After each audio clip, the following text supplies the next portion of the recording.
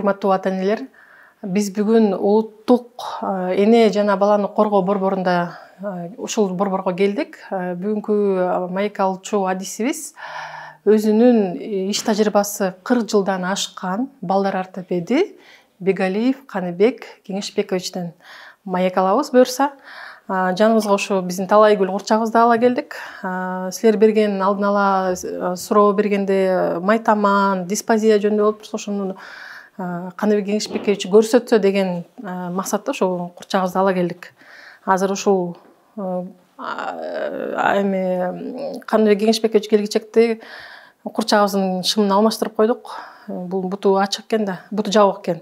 Ошо тамандан кармап силерге көрсөтүп берсе экен деп. Азыр ошо ойлонуп турганбыз. Эмне кофта шым эле кийсекпи же көйнөк кийсекпи деп шым эле кийип коет окшойбуз. Биздин дагы айтап кетчү нерсебиз, биздин көргөн көрүүчүлөрдүн 80% бизге катталбагандар экен да. Сизден суранып кетер элек. Биздин канал эгерде силерге пайдасы тийип жатса, башкаларга бөлүшүп, катталып, лайктардан басып турсаңыз, бизге дагы чоң дем, күч кубат берет элеңиздер биздин жалпы командабызга. Сиздерге ыраазычылык билдирип, анда маегибизди баштайлык. 1-7 айда баспайт. Эмне себептен? Майтаманды биз ата-энелер эч кандай бир ыкма менен алдын ала албайт экенбиз. Эми кымбат болсо мен эмне кылам? Көп ата-энелер ага ишенбейт. Ошо келген суроолордун ар бир экинчиси эле вальгус тууралуу экен да. 30 киши болсо ошонун 20сы дисплей вопрос менен келишет. Каныбек Кеңешбекович, саламатсызбы?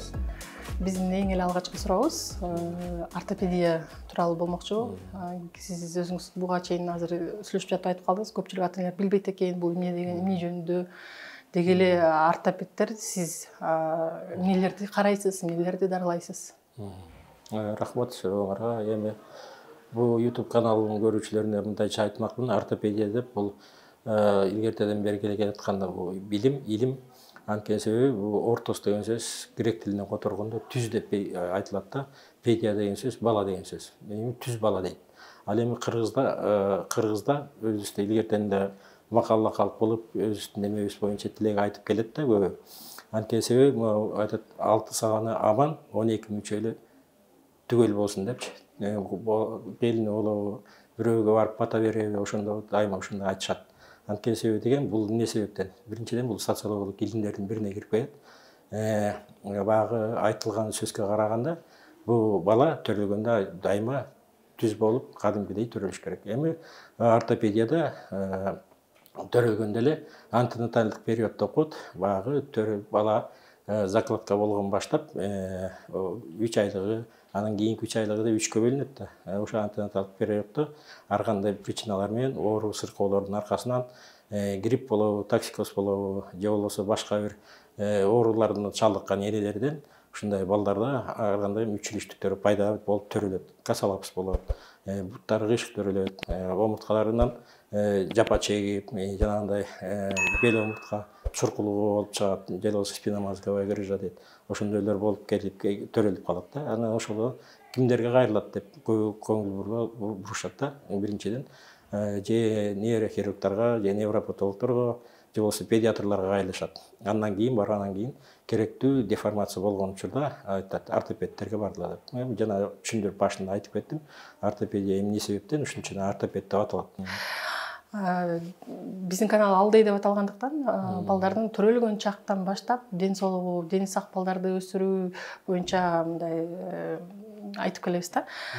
Анан алар эң алгачкы ушу бала төрөлгөндөн кийин эле төрөт үйүндө неонатолог текшергенде баары жакшы деп үйгө кеткенде сиз айткандай жана айтып өткөндөй тубаса оорулардын алдын алыш үчүн ата-энелер кайсы бала канча ай болгондо сиздей болгон адистерге көрсөтүш керек? Эми берде мындай болот, төрөлгөндө балдар аман сен жана айттың го 6 саны аман, 12 мүчөлү түгөл түзсүн депчи. Ошо төрөлүп атканда эле көрүнөт. Эгерде буттарынын ириси болсо, майтамандуулук эмес, жанагы касалапс деп атпайбызбы? Ошондойлор ширле көзгө урунат. Же болбосо буту колунун кыйшыктыгы же кыскалыктыгы. Мундай көргөндө неонатологдор ширле ошо диагнозду коюп, ошо роддомдон чыккандан кийин эле рекомендация беришет. Ортопедтерге көрүнгүлө деп. Алар айды күтпөйт, төрөлгөндөн кийин эле бир жумага жетеби, чыгар менен эле больницадан чыгар менен келип көрсөтүп кетишет. Ал кезде эгерде касалапс болсо уже кечиктирбестен жанагындай атайын этаптык гипстерди салып коррекцияга өтөбүз. Эгер бутунун кыскалыгы болсо же болбосо ар кандай мүчүлүштүгү болсо, мисалы бир эле бутта 6 бармак же 7 бармак болуп калат. Бул да врожденный патологияларга кирет. Андайларды айтабыз. Эми бала кичирээк, биртке коо тургула, чоңойгондон кийин, пожалуйста, келгиле, анан кийин оперативдик жол менен уже жасаш керек деп. Анткени 6 бут менен, 6 бармак менен, 7 бармак менен мисалы ботинке кие албай, баса албай, оорутушу да мүмкүн да кийин чоңойгондо. Ошого чейин, ошого жетиспей, бала баскычакта жасап аракет кылабыз. Андан башка балдардын моюнун кыйшайуусу. Врожденный мышечный кривошея дейт. Ошолорду алар деле билинип калат. Ата-энеси жатып атканда ушу бир жак капталда көбүрөөк жатат, ушу жагы жалпайып кетти, бет сүйөгү өзгөрө баштады деген суроолор менен келишет. Анда көрүп эле ошо моюндан жанагы моюн булчугунун тырышуусун көрөбүз дагы, ошону дарылайбыз. Биринчиден бала 2 жаш, 3 жашка чыкканга чейин оперативдик жолдор болбойт. Эгерде ошондой диагноз коюлган болсо, 2-3 жаштан кийин чакырабыз дагы, обследование өткөзүп, анан кийин операция кылабыз. Моюндарын түздөйбүз. Колдордун кыйшыктыгын, жанагындай баланы басканга чейин, жанагындай 7-6 бармактуу болсо, колдунда, бутунда болсо, баягы жора жолдошторунун, то есть подружкалары же досторунан уялбас үчүн заранее ошону жасап жок кылып койгонго аракет кылабыз да операцияга. Ошол бала төрөлгөндө эле кээри балдар чалкалана беришет го. Ошол кезде да сизге көрсөтүш керекпи? Ал кезде көбүнчөсүн педиатрлар көргөндө аларды чаңкалап артка тартылган болсо, алар ойлойт, детский церебральный паралич барбы, же энцефалопатиясы барбы, же башка бир мээнин ичинде киста да коет, же болбосо башка бир органикалык өзгөрүүлөр болсо, анда уже невропатологторго жиберет. Невропатологтор текшерткенден кийин андай жок болсо, бизге да жибериши мүмкүн. Көбүнөсүн ошо арка тартуусу бул ДСП деп коет. 7 айлык болуп толук төрөлбөй, жетип төрөлбөй калган учурда болот. Анан кийин баягы постнатальный периодто деп коет, менингит менен ооруса, же болбосо башка энцефалопатиялык ооруларга чалдыккан болсо, же болбосо грипптен кийин осложнение болобу, же башка бир инфекциялык оорулардан кийин осложнение болобу, ошондой кездешет да. Андай кезде буттун тырышуусу, буттун учуна туруп калуусу, колдордун тырышуусу болот. Ошол кезде анан кийин биз баланы басыш үчүн жөндөп жанагындай операция жолу менен чатынан, тизенин астынан тырышкан жерлерин, согончокто эшек тарамыш деп коет кыргызча, же болбосо орусча ахилла сухожилие. Ошолорду узартып баланы жөндөп, андан кийинки этап менен гипстөө. Гипстен кийин чыгаргандан кийин 1,5 айлык, 2 айлыкка чейин сурок берип, ошодон келгенден кийин гипс чечкенден кийин протездик заводко атайын чара колдонуп, бутунун калыбына кармап туруш үчүн андай лангета, ортопедиялык ботинкелер, андан башка жанагындай корсет болуп калышы мүмкүн. Же болбосо туторлор деп коет, ошолорду заказ берип тиктиребиз да, кийгизип, анан кийин баланы бастырууга жөндөйбүз. Канат Кеңешбекович, биз сизден маек курардын алдын ала көрүүчүлөрдөн суроо менен кайрылганбыз, кандай сурооңуз бар деп. Ошо келген суроолордун ар бир экинчиси эле вальгус тууралуу экен да. Вальгусная стопа. Эмне себептен, булардын себеби кандай, профилактика, дарылоо, ошол жөнүндө айтып кетесизби кеңирээк? Бактыр, эми бул көбүнөсүн ата-энелердин кайрылуусу балдардын басканда ботинкесинин деформация болуусу, же болбосо кыйшайуусу да, ич жагын көздөй басып, ошо калыбынын бузулганынан байкашат көбү. Же болбосо бутун байпагын чечип, жылаңайлак басканда аркасын караса, согончогу сыртты карап калат да. Баягы осько түздөп буттун биомеханикасын карасак, ошол кезде түз линиядан сыртты көздөй буралып калат согончогу. Анан ошол кезде көрүнөт да, ошо менен келишет. Эмне себеп болду, эмне себеп деп. Анан кийин балдардын жаңы эле баскан балдар, 1 жаш болобу, 3 жаш болобу, 5 жаш болобу, ошол кезде балдардын өзгөчө физиологиялык өзгөчөлүктөрү болот да. Анткени себеби чоң кишилердин эмне себептен түз басышат, эмне себептен мындай бизде жок дегендей суроо болот да. Суроодо ата-энесине айтабыз. Эми бала кичинекей, биринчиден булчуңу өзө элек, сөөктөрү калыптан элек, байламталары, жанагындай тарамыштары азырынча эластикалык формада. Бул физиологиялык нормага жатат көбү. Өзгөчө себептери да болот. Кээ биркилер ботинкени туура эмес кийишет. Жанагындай пинетка, жумшак, аркасы кармабаган ошолорду кийгизип коет. Анан кийин көбүнчө бизде азыр илгери маасы мода эмес, маасы баягы улуттук эме болду эле элдер кийчи, чоң элерибиз, апаларыбыз, аталарыбыз. А азыркы балдар могу төрөлгөндөн баштап баса баштаганда чыйпылдагы бар, жанагындай лампочкасы бар, ар кандай түрдөгү ботостор чыгып атпайбы? Ичине ачсаң, алардын баары куюлган. Керектүү супинатору жок. Ошондойго кийгизип көндүрүп коет да бутту. Анан бут эмне болот? Бут ошо жумшак ботинкени ээрчип, каягына көздөй кетсе, ошо жака көздөй кыйшаюусу башталат. Почему варус болбойт деп сурайт.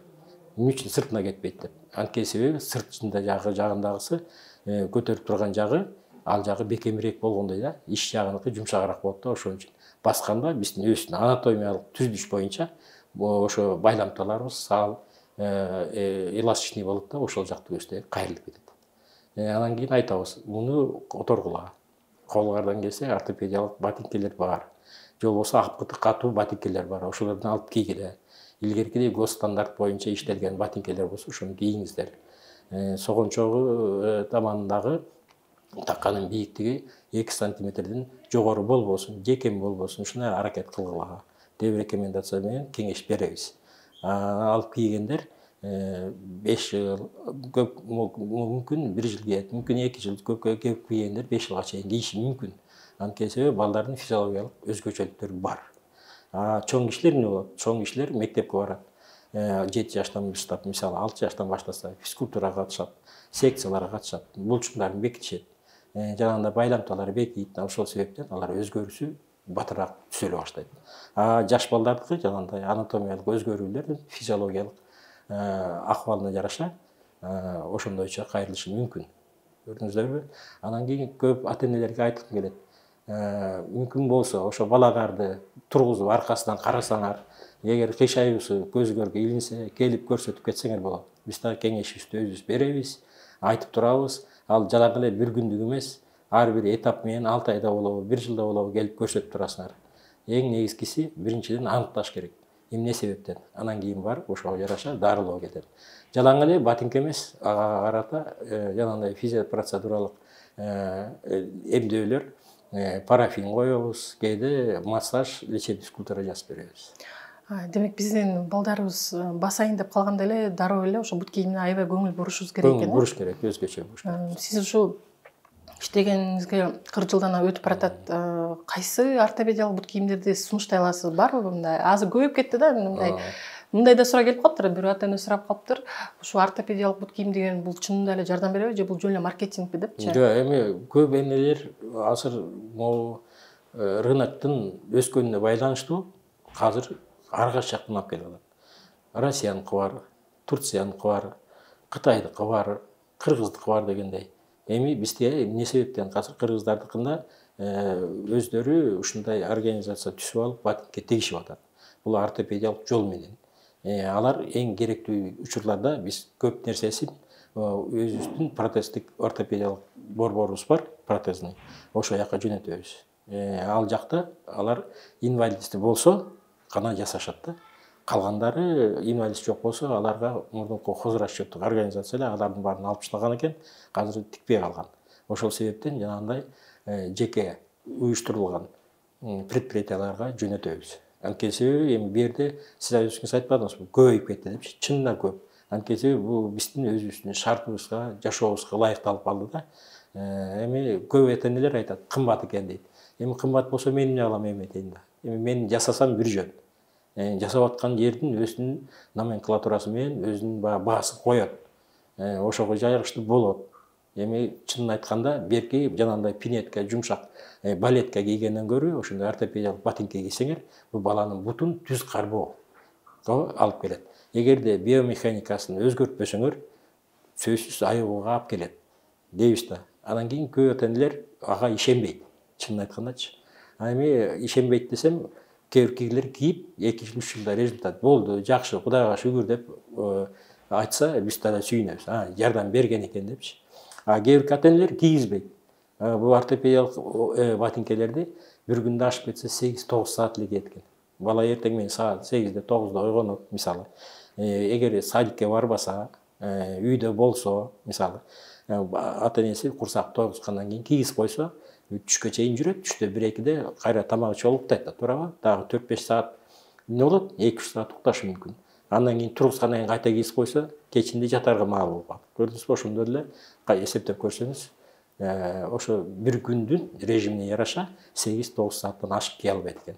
Өзү ортопедиялык ботинкелер ошого ылайыкталат. Жанагындай бул ортопедиялык эмне себептен болот? Бул ботинкенин таманынан кандайча болгону, супинатору барбы ичинде, жана сыртына чыккан берцтери барбы деген мамиле. Көп ботинкелерде андайлар жок. Мисалы, канча деген производстводон чыккан ботинка болсо деле, ошолор ылайыктайт. Көптөрүн ошо буттарынын плоскостопия болбосун деген профилактикалык негизде. Алар государственный стандартта койчу, эми азыр аларда андай шарттар болбогонго байланыштуу өздөрүнүн ылайыктап жасашат. Эгерде ботинкелерде ошондойлор болсо, алып кийгендери оң. Андайлар жок, таманы жалпак болсо, бут эмнеге көнөт? Буттун бала өсүп атат да. Сөөккө айланган чакта булар хрящ болот. Хрящ дейбиз, кемирчек да. Ал состояниеден кандай чыгып чыгарабыз? Ошо ботинкенин ичинде салынган супинаторлары, пронаторлары болобу, ушундайлары менен кийип, анан кийин балдардын буту тегизделет. Ошого байланыштуу физиологиялык эмеге, акыбалга алып келиш керек. Жакшылап анатомиялык өзүгө жардам бериш үчүн. Ушул эле вальгус тууралуу келген суроолордун арасында дагы бир атын жазган экен, 3 баласында тең бар экен да. Парафин дагы, физлечение дагы, ортопедиялык бут кийимде жардам бербей койду дейт. Деги эле ушунун айыктыруучу кайсы бир убакыты барбы? Ушул убакыттан кийин жакшы болуп кетет бир мындай. Эми бу жерде жалаң эле ошо физио процедуралар эмес, жалаң эле окалоо эмес, ата энесинин көңүлү ошол жака бурулуш керек. Ага эмне кылыш керек? Илгертен кыргыздарда жылаң айлак жүргөн, туурабы? Аларда болду беле? Болгон эмес. Анткени эмне басчы? Таштак жерлерди басчы, кумдак жер, састак жерлерди басып, буттары көнгөн. Көрдүңүзбү? Илгери керзовый өтүк деп койчу. Мына ошолор деле, акыркысы ошолорду кийген кишилерде плоскостопия болгон эмес. Анткени алардын баары физиологиялык эме боюнча тигилген немелер болгон. Азыркы обувьтарды айтып атпаймынбы? Кийим, бут кийимдердин өзгөчөлүктөрү өтө маанилүү. Өтө маанилүү. Жанагындай ботастарда жок ал. Эгерде ботас кийем десе, ботас бул өзүнүн предназначениеси, бул спорттук кийим, туурабы? Туристтик чыгуулар болсо, тоо ташка чыкса, физкультурага барса кийиш керек да, 1 саат, 2 сааттык мисалы. Андан кийин уже жанагы обычный ботинкелерге кийиш керек. Биздики эмне болуп атат? Эртең менен кийген, керек болсо ошо менен төшөгө эле жатып алат. Болобу? Болот. Чечкенде эртең менен кийген, кечке чейин кийип жүрүп атат. Анан кийин буту эмнени туурайт?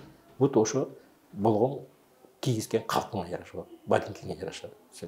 Анан кийин бул бизде плоскостопия деп атпайбы, майтамандык. Мунун 2 түрү бар. Туурасынан кеткен, поперечный деп коет, жана узунунан кеткен, продольный деп. Көрдүңүзбү? Ошо поперечный кеткенде буттун баштарынын өзгөрүүсү өтө талпайып, чоңоюп кетет. Анан биринчи бармактын өзгөрүүсү ичин көздөй кетет. Анан томпоюп, 12-13 жаштарда уже өзгөрө баштайт көбүнүкү. Мындай положение илгери кары кишилерде байкалчу да, буттардын баары деформация болуп, анда көрүнүп баскандарда кыйналып калат. Продольныйда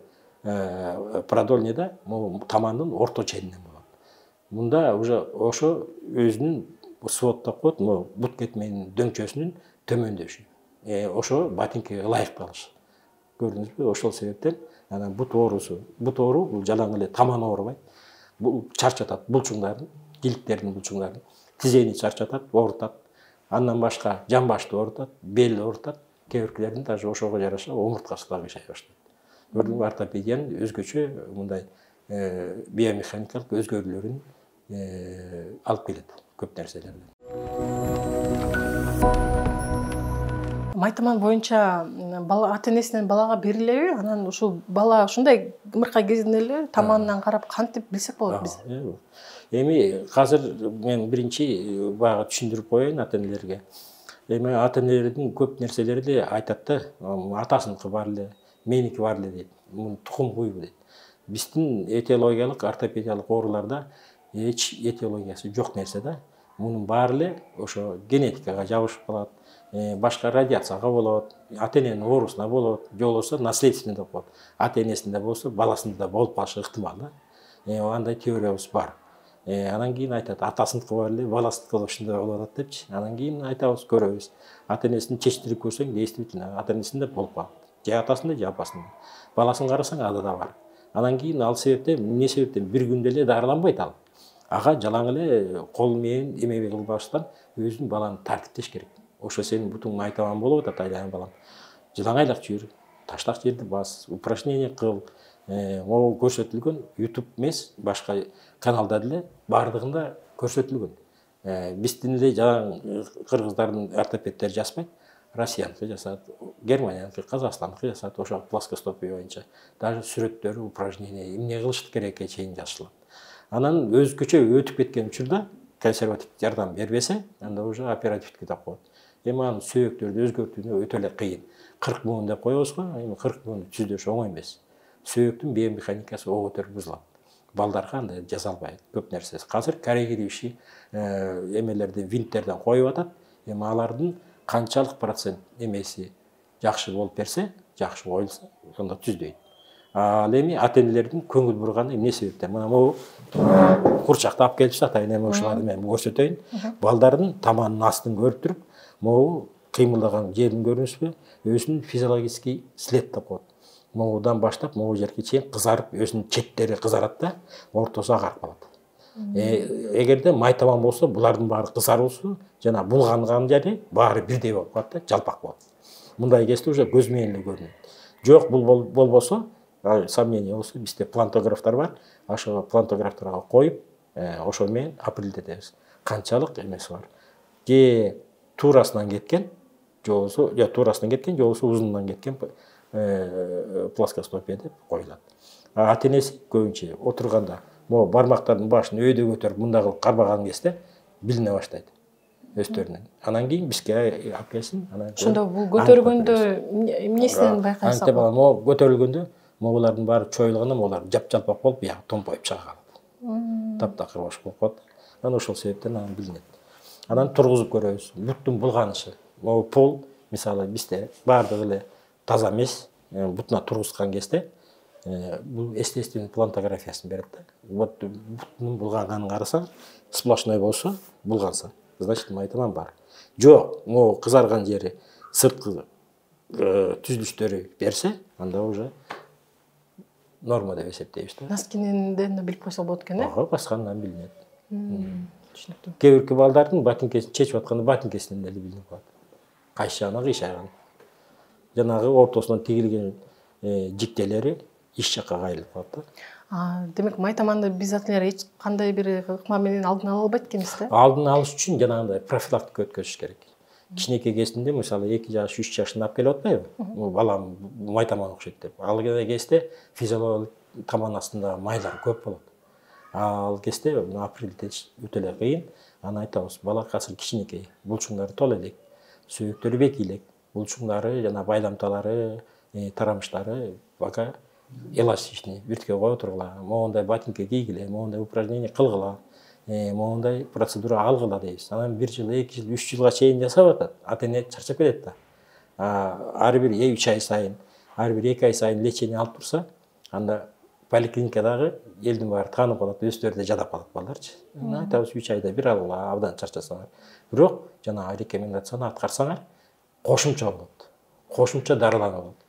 Үйдө жүргөндө ботинке кийүү тартиби, өзүнүн алып жүрүү тартиби, басуу тартиби, ушулардын өзүнө көңүл буруш керек.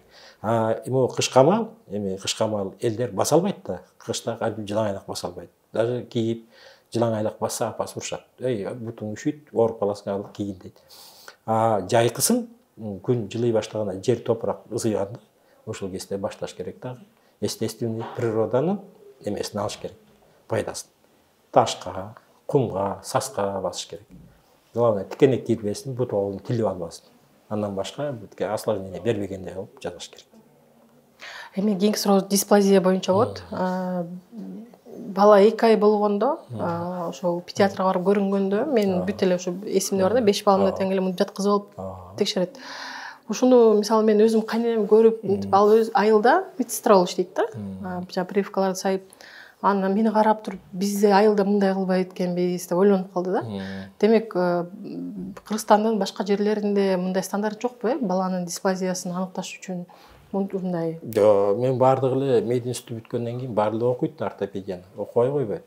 Мисалы мен деле ортопед болом деп ойлогон эмесмин да. Мисалычы мен деле общий окугам.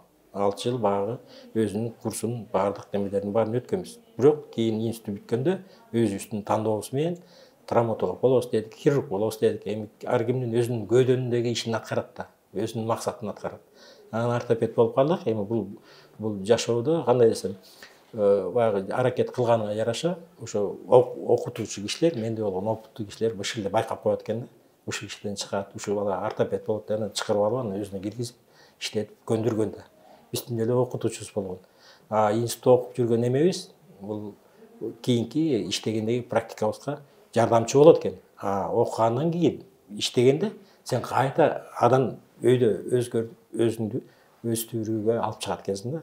Анан колуңан келген нерсени жасай баштайсың. Ортопедияны 1 көрөсүң, 2 көрөсүң, 3 көрөсүң.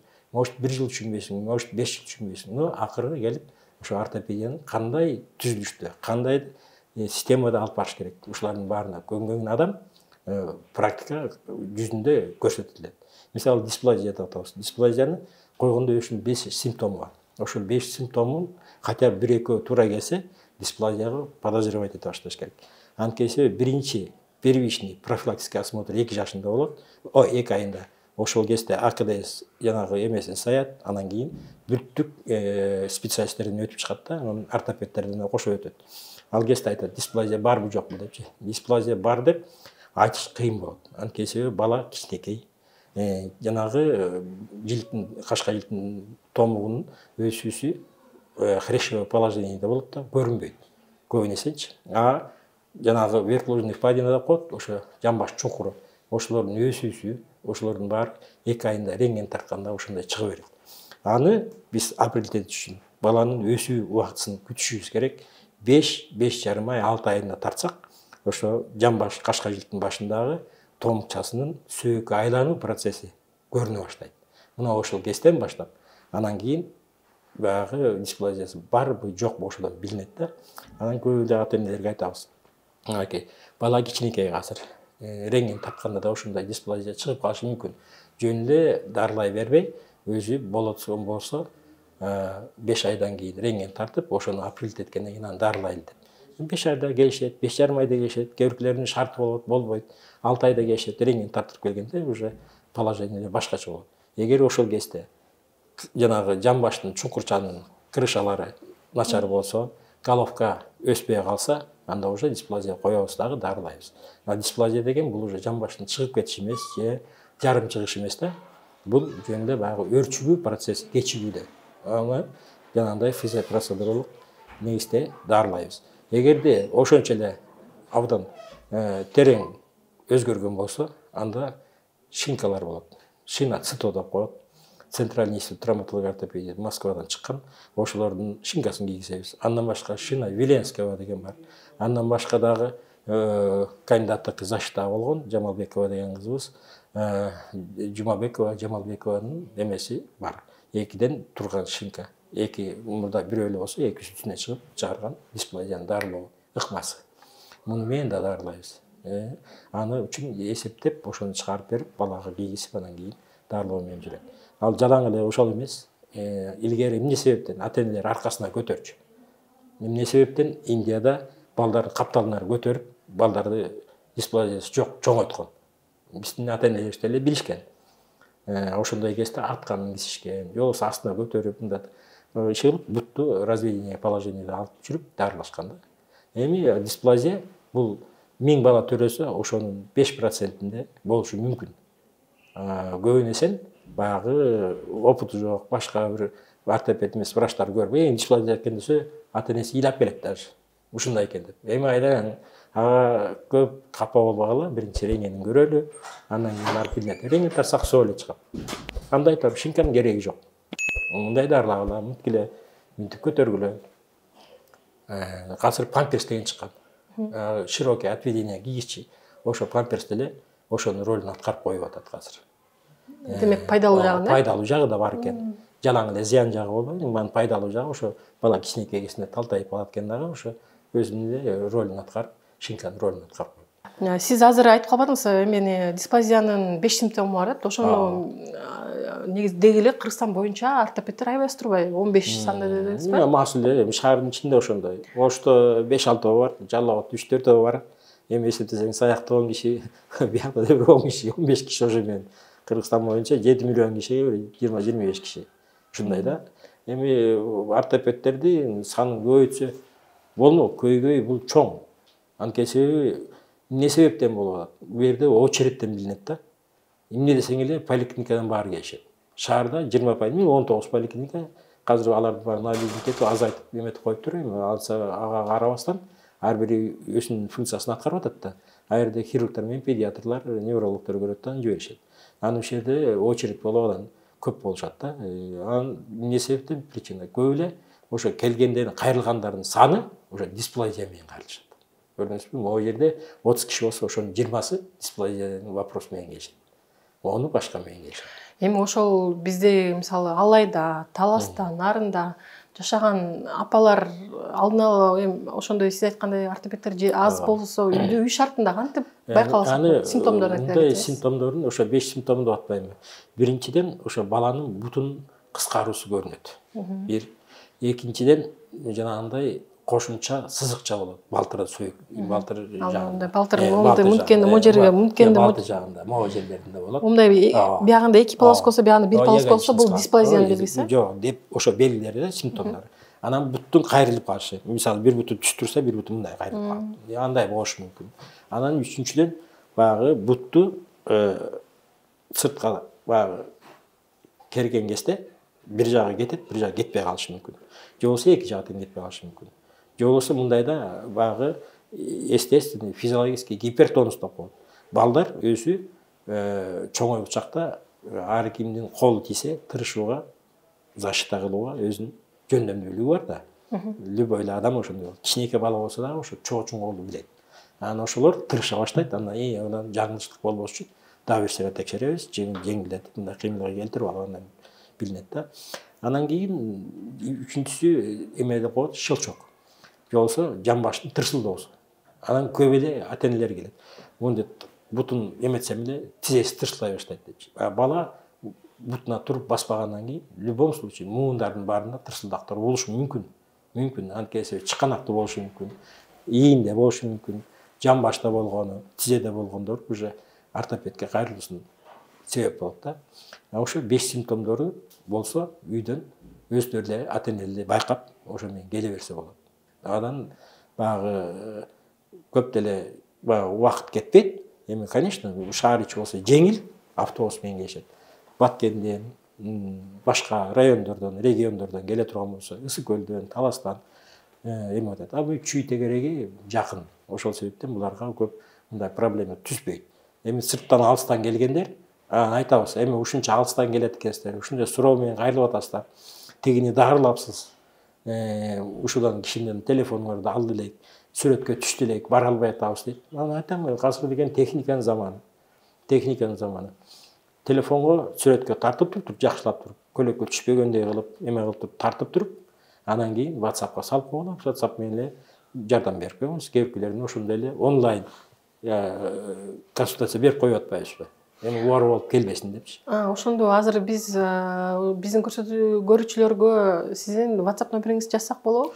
Эми биз врач болгондон кийин эмне себептен бу жерде отурабыз? Мисалы, элге жардам берели, ушулардын көйгөйүн чечели дейбиз да. Туурабы?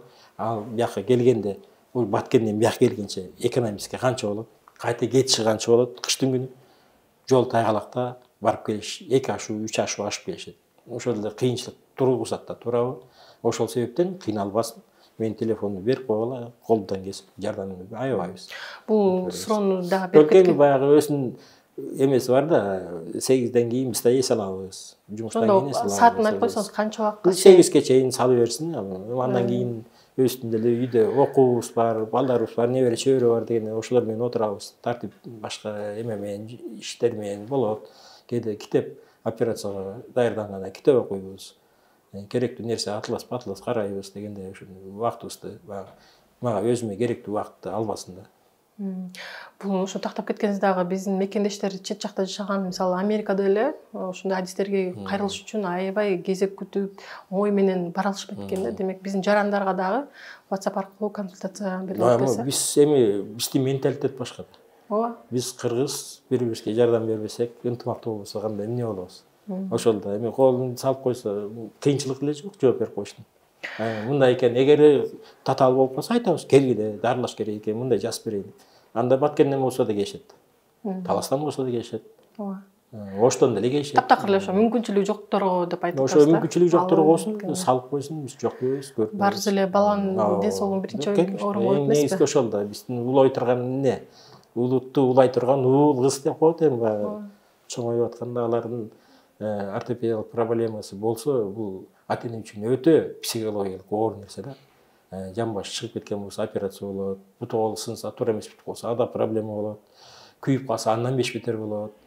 Иш кылып ар бир немеде көйгөй тугузат да. Ошондой болбош үчүн өзүңөр дагы ылайыктап карап, ошо баланы ден соолугун, баягы ден соолугу чың мамлекет, жакшы мамлекет деп аталат. Өнүгүүчү мамлекет деп аталат. Ошондой болгондой болуш керек да.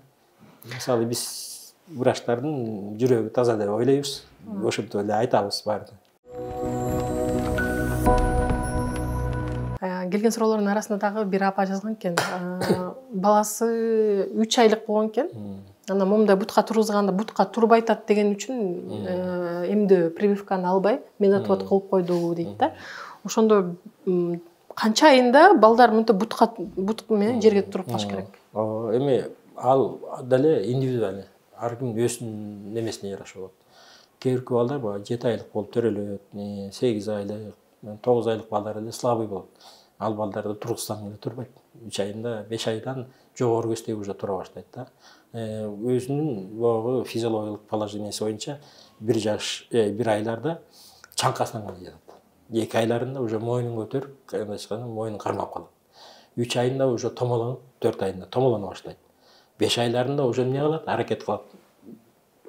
Бул кол бутуна туруп, темтеңдеп баягы 4 бутка турганга 5-6 айында уже эмгектей баштайт. 7-8 айында уже колго кармасаң турат, секирет, ойнойт. 9-10 айында уже бала столду тегеректеп кармап бирдеңкени, ата-энесинин колун кармап тура баштайт. 11-12 айда уже 1 жашка чыкканда балдар өзүнүн булчуңдары бекип, мындай эме баштай кармай баштаганда бойлору өсөт, салмагы өсөт дегендей. Ошого жараша анан кийин андай аракеттерди басууга жасай баштайт. Кээ биркилер бар, 1 жаш эмес, 8 айында эле басып кетет. Мындайлар чанда болот, но көбүнесе 8 айда басып кеткен балдар бар. Алып келгенде ошо 8 айлык кичинекей баласы басып жүргөнүн көрөбүз. Кээ биркилер бар, 1 жаш 6 ай, 1 жаш 7 айда баспайт. Эмне себептен? Алардын булчуңдары бош. Жанагындай массаж эмелер алган эмес. Может быть метатвод болгон, может быть какой-то инфекционный оорулар менен ооруган, же болбосо өзүнүн состояниясы азыр ошондой. Алыста болуп, айылда массаж жасабаса, эметпесе ошончо балдарда көбүнөн кездешет. А шаар ичиндегилер тонизирующий массажга жиберебиз. Жанагындай профилактический массаждар деп коет. Ошондой спазм болсо, же болбосо наоборот гипотонус болсо, ошолорду бекемдөөгө, же болбосо бошотуу, спазм болсо, ошондой массаждарга жазып турабыз. Причинасы эмне себептен? Ошо баланын өзүнүн өнүгүүсүндө. Анан эле баягы ата-эне эмне дейт? Ата-эне небересинин чоң атасы турса, сүйүнсө, ойносо, бутуна туруп ойногузат дейт. 3 айында кантип турат?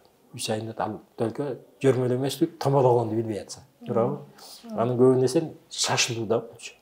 Шашылуу. Андан метатвод деген бул нерсе, бул невропатолог менен педиатрдын привилегиясы. Алар көрөт, эгерде центральный нервный системадан патология болсо, же болбосо башка органдарда, соматический органдарда жанагындай противопоказаниялар болсо, аны метатвод берет. Метатводду 2 айдан кийин берет. Ортопедтер аны бере албайбыз. Анткени себеби биз педиатр болсак дагы биздин жумушубуз сөйөк менен байланыштуу. булчуң менен байланыштуу башка нерсе да.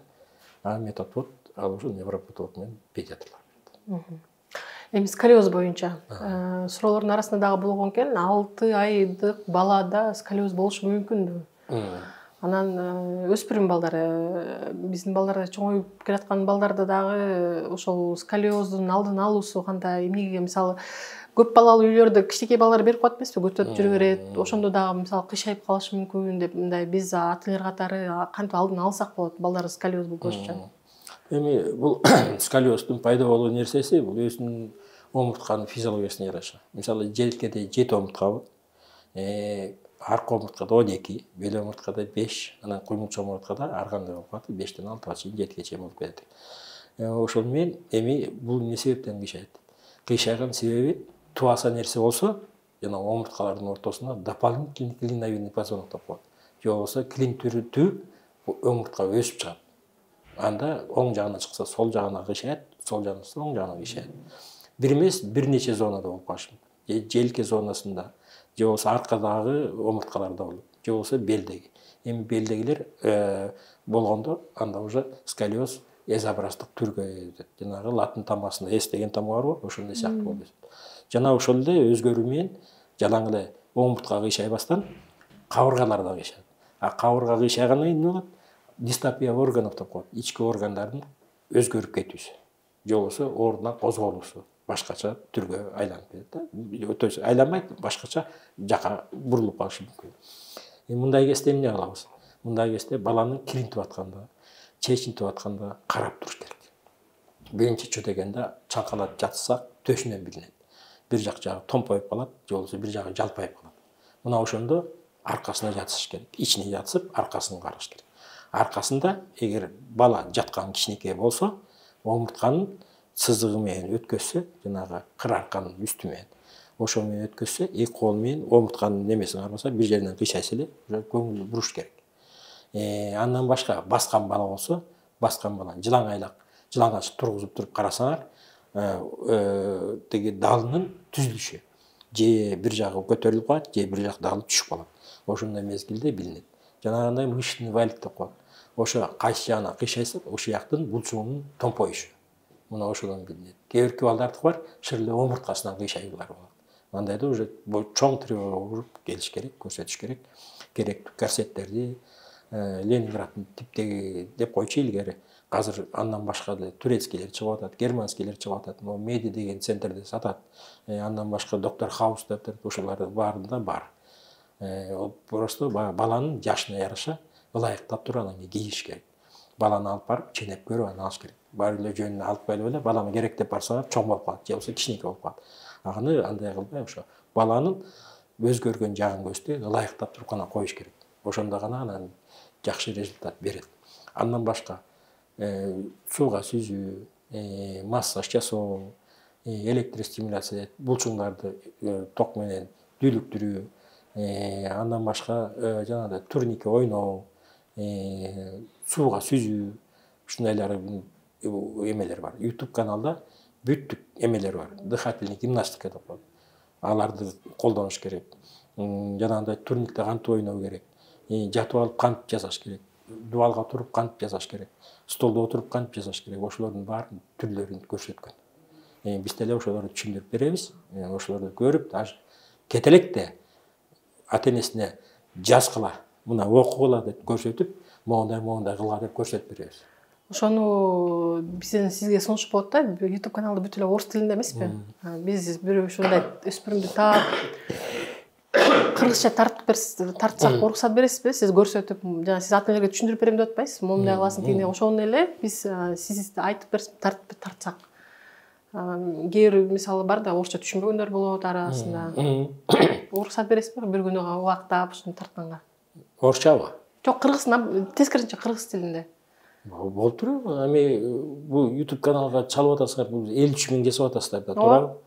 Эми элдер буну окуса, эми 100% дебейин.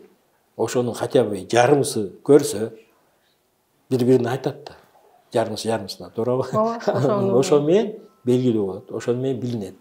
Диагнозду ата-энеси биринчи эле бирөө баланын басканынан билет. Ой, балаң жолосо кошунасын айтат. Балаң аксап атат го. Балаң баскан туура эмес го.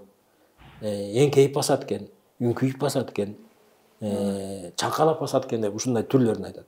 Бул жалаң эле ошо баскандан походкадан диагноз коюлса болот. Көрдүңүзбү? Баланын кыймыл аракетинен койсо болот. Кыймыл аракетинен ошо карап турганда кайсы жагына көп кыймыл кылат, кайсы жагына кандай начар кыймыл кылат, ошонун билингенден эле болот. Баланын басып баратканда ботинкесинин бутунун вальгусу бар экенин билем.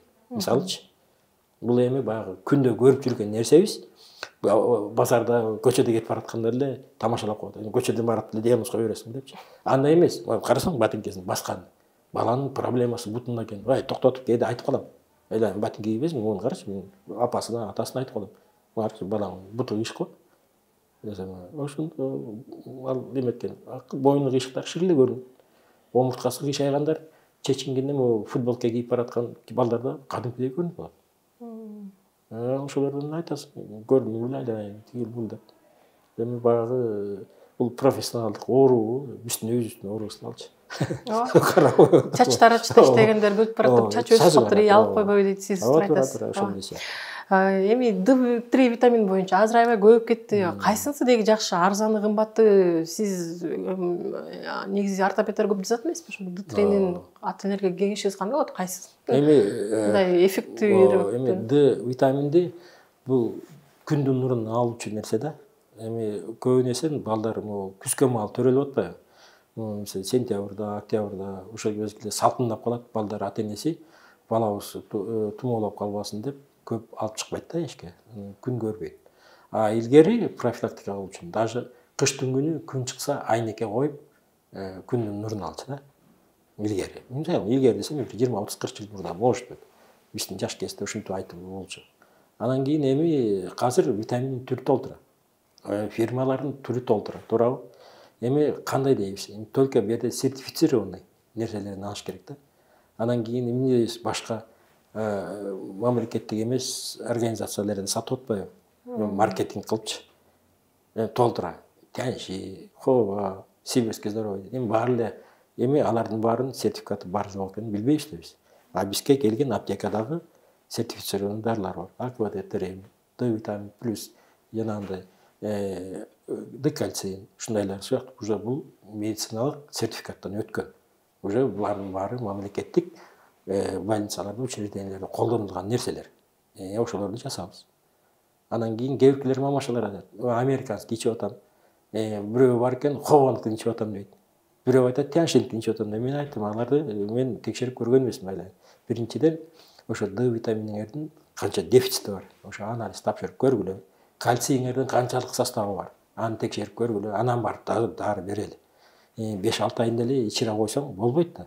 Кээде кээ биркилерге дисплазия болгондо айластан беребиз. Укрепление болсун депчи.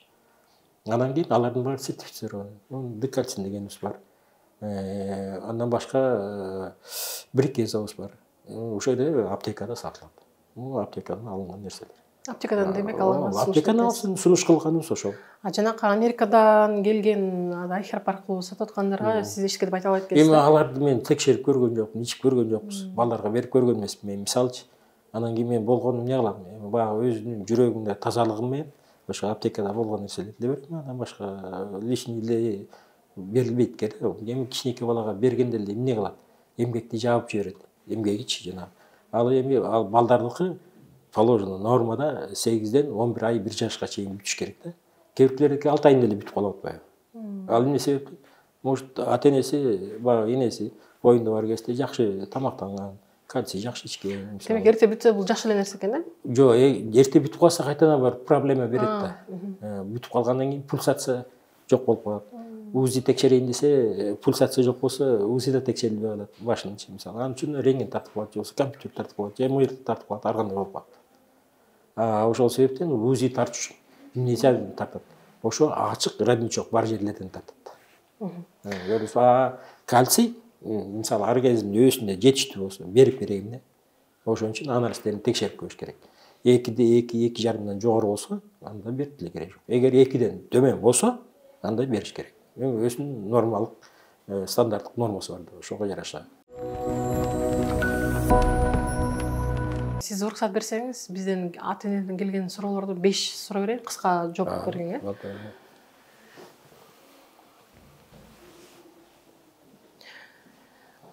Биз ушундай адистерден алдын ала маек курардын алдында биздин YouTube каналыбызда сообщество деген жерде суроо беребиз жана Инстаграмда алды баракчасында дагы жазабыз. Эгерде кандайдыр бир суроолоруңуз бар болсо, ошол баракчалардан карап турсаңыздар болот.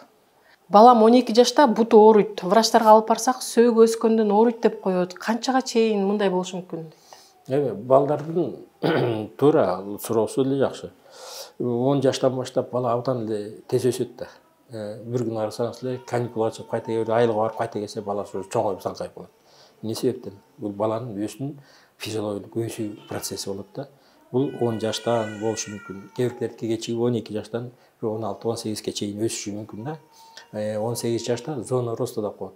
Ошо өсүү, сөөктөрдүн өсүү эмеси калыптануусу бекий баштайт да. 16 жаштан болсо уже азая баштайт. 18 жашта бекип калышы да мүмкүн. Жабылып калат да.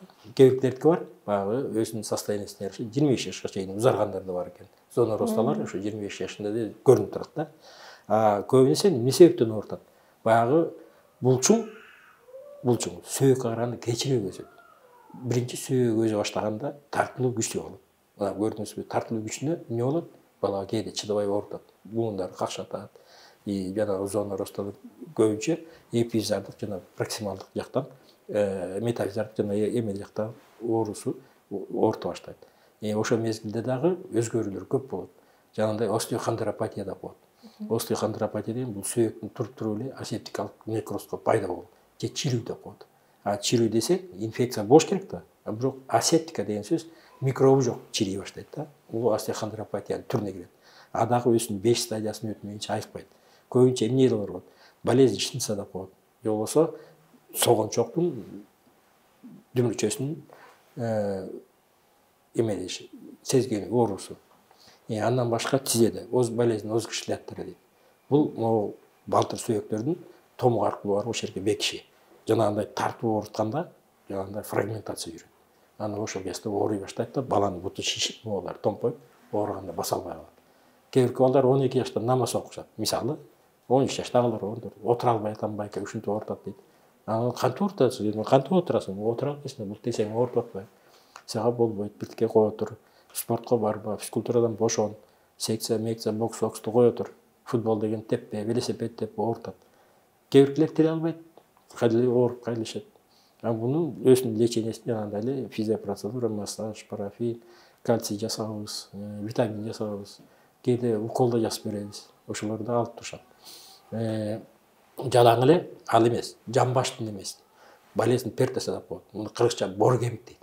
Илгери эле боргемикти кааптар дарылаган. Билген эмне себептен аксап атат. Эмне себептен айылда көп кемпир чал аксап калган. Эмне себептен? Оң жагына аксап калат, же сол жагына аксап калат. Алардыкы ошо боргемик болуп, дарыланбай, эми учурунда диагноз коюлбай, ошол боюнча сөөктүн башы ичкерип, жалпайып калганда, калып калганда, андан кийин эмне берет? Артроз. Артроз бергенде бул сөөктүн өзгөрүүсү, муундун өзгөрүүсүнө алып келет. Аны оорутуп баштайт. Эми илгери заман башка эле. Азыр заман техника, медицинанын өсүүсү келип атат, андай эле эндопротез кылып атат, сөөктөрдү өзгөртүп атып, салып атат. Ушундайларга алып келди да акыркы күндөр. Эми балдарга бул болбойт. Балдардын размери бала күн сайын өсөт да. Өскөндө эндопротез жасалбайт. Аларга болбойт. Жанагындай сиздин берген сурооңузга мен дагы айткым келет. Ата-энелер ошондойго көп көңүл бурсун. Муну оорутат, бирок дагы текшертип коюш керек. Жалаң эле ошо биз айткан оорулар болбой калышына башка ревматоиддик артрит деп коет. Же болбосо башка полиартрит. Ушундай аллергиялык, же болбосо андай өзгөрүлгөн түрдөгү оорулар болуп калышы мүмкүн. Тамак ооруйт, ангина болот. Ошолордун бөлүп чыгарган экзотоксиндери эмнени жакшы көрөт? Алар муундун ичиндеги чыккан жидкостторду жакшы көрөт, ошол жактан серкендирет. Көрдүңүзбү? Анан жанагындай ревматоидный артрит, же реактивный артрит башталат. Андай кезде биз ревматологко жиберебиз дагы, анализ панастерди текшертип, ошондон положительный результат чыкса, ошого жараша ревматологдор дарылайт. Анда уже реактивный артритте клиникасына жараша болот. Же бир буту узарып кетет, же болбосо бир буту кыскаргансыйт. аксаган сыйт, анан ошондон барып билине баштайт да. Ама бул мамаша абдан жакшы суроо берген. Эмне себептен 12 жаш болду, эмне себептен оорутуп атат деп. Бой өсүп атат деген жанагынтип түшүндүргөн да. Киши же көңүл бурбай укпай калган учурунда жакшылап угуш керек эле, андайда текшерүүдөн өтүш керек. Бир сыйра полностью рентген тартыш керек. Эгерде эме боло турган болсо, жанагындай анализдерди тапшырыш керек. Жана 3 жаштагы балдар дагы түнү менен уктабай чыгып, булчуңдар ошону дагы сөгөскөн деп билсе. Жок, адан да башка. Жана айтып атпаймынбы, бала же болсо будан ошо оорудан мурда тамагы ооруган, же болсо грипп болгон, анан ошолордун саркынтысы эмне болуп атат. Жана муун жакшы көрүп, муунда оорутуп атпайбы? Ошол предвестникте болуп калышы мүмкүн. Көрдүңүзбү? Аны ушу педиатрдын өздөрүнөн текшертип, бир сыйра көрсөтүп, эми төрөлгөндө сопсоо төрөлсө, анан жөнүнө туруп эле аксап калып атпайбы? Качан аксады, качан ушинте баштады десең, мына 1 күн, 2 күн, 1 жума болду деп келишет да. Анан кийин ишелде айтам, анда астында ала оорду беле? Ооба, биртке грипп болгон, мурду бурулган, температура көтөрүлгөн деп айтат. Анда уже шилде ойдосуң, бул реактивный артрит, ошого жооп берип атат муун. Ошону текшертиш керек, анан ревматологко жиберебиз. Керектүү специалисттер көрүп, анан ошо боюнча дарылап коет. Анан эле 1 жума жакшылап дарылагандан кийин балдардын сопсоюнда мурдагыдай басып кетишет. 4 айында буттарында тремор, вибрация нормабы дейт. Тремор, вибрация? 4 айында. Эми бул балдардын кээбирки балдарда ошондой болот. Ээктери калтырайт. Колдору эметиши мүмкүн. Тизелерин ылдый эметиши мүмкүн. Бул көбүнесе тумчугуп төрөлгөн балдарда болушу мүмкүн да. Бул перинатальный период деп коет, толгоо башталып, биринчи кыйкырыкка чейин, же болбосо биринчи ыйлоого чейин деп коет, до первого крика деп. Ошол мезгилде кыска учурда бул кыска учур. Ортопедияда 3кө бөлүнөт. Жана антенаталдык деп айтпадымбы? Бойго бүткөндөн баштап төрөлгөнгө чейин, баягы толгоо тартып төрөлгөнгө чейин, андан кийин постнатальный деп коет. Биринчи кыйкырыктан 70-80 жашка чейин, 90-100ке чыкса, ага чейин ошо перинатальдык период болуп калат да. Көбүнесе аны колдонгонубуз только балдарга колдонобуз. Кары кишилердики уже геронтология таптакыр башка болуп кетет. Андай болот, тумчугу төрөлгөн балдарда. Саламатсызбы? Чүнчү башка аталышын билбейт экенмин. Чүнчү тууралуу маалымат бересизби? Эмнеден келип чыгат? Кандай жолдор менен дараланат? Бул эми балдарда болбойт бул.